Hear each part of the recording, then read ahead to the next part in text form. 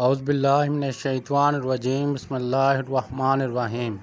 حضرت عمر رضی اللہ تعالیٰ عنہ کو جادوگروں سے بہت نفرت تھی۔ انہیں یہاں کہیں بھی پتہ چلتا کہ وہاں جادوگر ہے، حضرت عمر رضی اللہ تعالیٰ عنہ انہیں قتل کرنے کا حکم دیتے تھے۔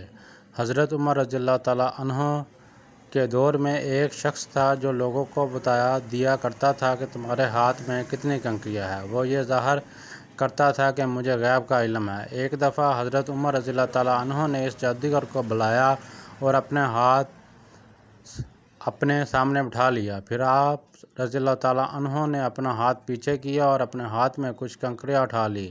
پھر جادوگر سے کہا، چل بتا میرے ہاتھ میں کیا ہے؟ جادوگر نے کہا کہ آپ کے ہاتھ میں کنکریاں ہیں۔ پھر آپ رضی اللہ تعالیٰ عنہ نے فرمایا، بتا کتنی کنکریاں ہیں؟ جادوگر نے کہا 5 کنکریاں ہیں۔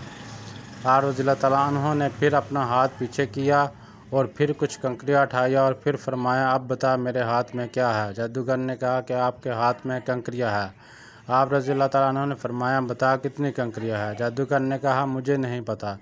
ساری محفل حیران رہ گئی، آخر یہ کیا ماجرا ہے؟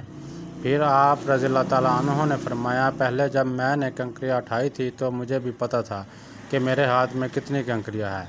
اس جادوگر نے میرا دماغ پڑھ لیا تھا۔ دوسری بار جب میں نے کنکریاں اٹھائی تو مجھے بھی نہیں پتہ تھا کہ میرے ہاتھ میں کتنی کنکریاں ہیں، کیونکہ شیطان انسان کے جسم میں خون کی شکل میں دوڑتا ہے اور جادوگر شیطان کی پوجا کرتے ہیں، جس سے شیطان ان کو ہر بات بتا دیتا ہے۔ اس محفل سے حضرت عمر رضی اللہ تعالیٰ عنہ نے لوگوں کو یہ بتانا چاہا کہ یہ جادوگر اللہ کو چھوڑ کر شیطان کی پوجا کرتے ہیں اور شیطان انسانی جسم کے اندر خون میں گردش کرتا ہے۔ اس سے ہمیں پتہ چلتا ہے کہ جو بات ہمیں پتہ ہوگی وہی ان جادوگروں کو پتہ ہوگی، جو ہمیں نہیں معلوم ہوگی ان جادوگروں کو بھی وہ نہیں معلوم ہوگی۔ اللہ رب العزت ہم سب کو ان جادوگروں سے محفوظ فرمائے، آمین ثم آمین یا رب العالمین۔